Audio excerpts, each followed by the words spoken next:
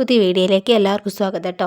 അപ്പോൾ ഈ ഒരു ബാക്ക്ഗ്രൗണ്ട് കാണുമ്പോൾ തന്നെ മനസ്സിലായിട്ടുണ്ടാവും നമ്മളിപ്പോൾ ചൂരൽമലയാണ് കേട്ടോ ഉള്ളത്. ഇങ്ങനൊരു വീഡിയോ എടുക്കണം എന്നുള്ള ഉദ്ദേശം കൊണ്ടൊന്നും പോയതല്ല കേട്ടോ. നമ്മളൊരു ആവശ്യം ഉണ്ടായിരുന്നു, അപ്പോൾ അതിന് വേണ്ടി പോയതാണ്. അപ്പോൾ ഇങ്ങനൊരു വീഡിയോ എടുക്കണം എന്ന് തോന്നി, അപ്പോൾ നമ്മൾ എടുക്കുകയാണ് കേട്ടോ. ദുരന്തം കഴിഞ്ഞിപ്പോൾ 1 വർഷം ആവാൻ പോകുകയാണ്. ജൂലൈ വരുമ്പോൾ 1 വർഷം ആവാൻ പോകുകയാണ്.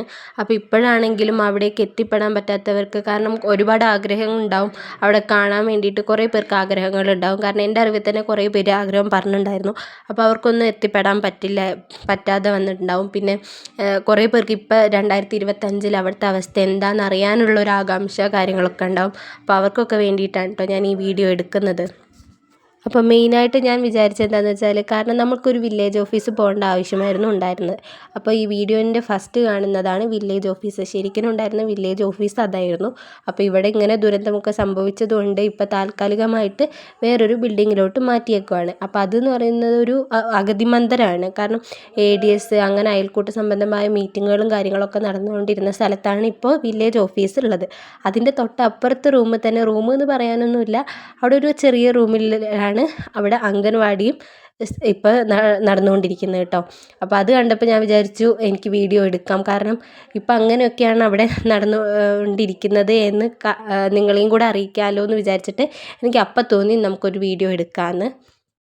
ഞാൻ ചെറിയൊരു പോർഷൻ മാത്രമാണ് കേട്ടോ ഈ വീഡിയോയിൽ എടുത്തിരിക്കുന്നത്. നമുക്ക് വല്യമ്മേൻ്റെ അവിടേക്ക് പോകാനോ ഒന്നിനും പറ്റിയില്ല. കാരണം സമയം ഇല്ലാത്തതുകൊണ്ട് നമുക്ക് അവിടെ കയറാനൊന്നും പറ്റിയിട്ടുണ്ടായിരുന്നില്ല. അപ്പോൾ എപ്പോഴും നമ്മൾ ചെറുപ്പത്തിലാണെങ്കിലും നമ്മൾ ചൂരൽമലയ്ക്ക് പോയിക്കൊണ്ടിരുന്നപ്പോൾ ഈ ഒരു കാണുന്ന ഈ നടപ്പാത ഇപ്പോൾ ഉരുൾ പൊട്ടിയതിന് ശേഷം ആൾക്കാരൊക്കെ നടന്നുണ്ടായ ഒരു നടപ്പാതയാണ്.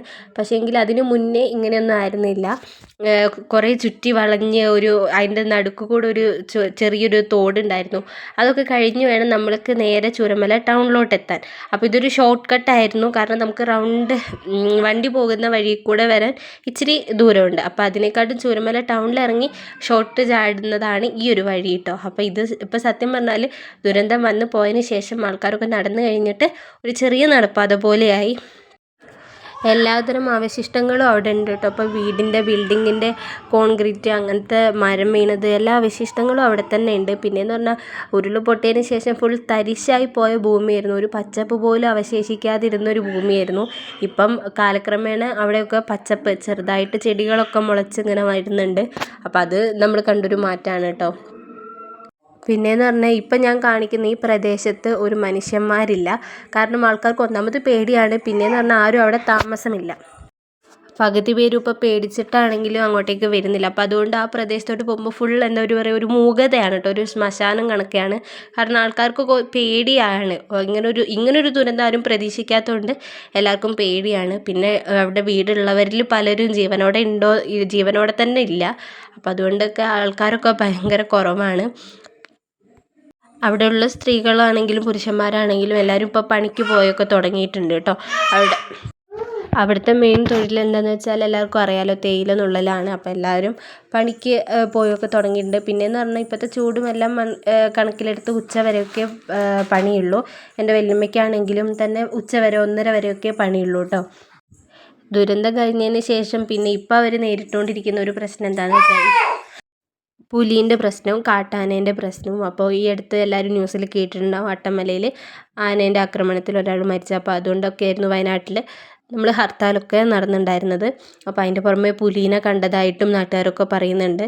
അപ്പോൾ സത്യം പറഞ്ഞാൽ ആരും ഇല്ലാത്തത് കാരണം, ആൾക്കാരൊന്നും അവിടെ ഇല്ലാത്തത് കാരണം ആ സ്ഥലത്ത് ഇപ്പോൾ കാട്ടാനയായിട്ടും പുലിയായിട്ടും ഒക്കെ ഓരോരുത്തരായിട്ട് ഇറങ്ങിക്കൊണ്ടിരിക്കുകയാണ്. അതും ഇപ്പോൾ അവർ നേരിടുന്ന വല്ലാത്തൊരു തിരിച്ചടിയാണ് കേട്ടോ. മനുഷ്യ മനസാക്ഷിയെ മരവിപ്പിച്ച ഒരു ദുരന്തമാണ് ഇപ്പോൾ നമുക്ക് ചൂരൽമലയിൽ കഴിഞ്ഞു പോയത്. ഇനി ഇങ്ങനൊരു ദുരന്തം നമുക്ക് താങ്ങാനോ ഒന്നിനും കഴിയില്ല. അപ്പോൾ അതുകൊണ്ട് തന്നെ ഇങ്ങനെയൊന്നും ഉണ്ടാവരുതേ എന്ന് നമുക്ക് പ്രാർത്ഥിക്കാം. അതോടൊപ്പം ജീവൻ നഷ്ടപ്പെട്ട ചൂരൽമലയിൽ ഒത്തിരി പേരുണ്ട്. അവരെയും കൂടെ നമുക്ക് ഒന്ന് ഓർക്കാം. അവർക്ക് വേണ്ടി നമുക്ക് പ്രാർത്ഥിക്കാം. നഷ്ടപ്പെട്ടതൊക്കെ തിരിച്ചു കിട്ടാനും എല്ലാം പഴയതുപോലെ ആവാനും, നഷ്ടപ്പെട്ട വീടുകളായാലും എല്ലാം അർഹതപ്പെട്ടവർക്കൊക്കെ തിരിച്ചു കിട്ടാൻ വേണ്ടിയിട്ടും ടൗൺഷിപ്പ് എന്ന സ്വപ്നം അവിടെ സാക്ഷാത്കരിക്കാൻ വേണ്ടിയിട്ടും നമുക്ക് അവരുടെ ഒപ്പം നിൽക്കാം.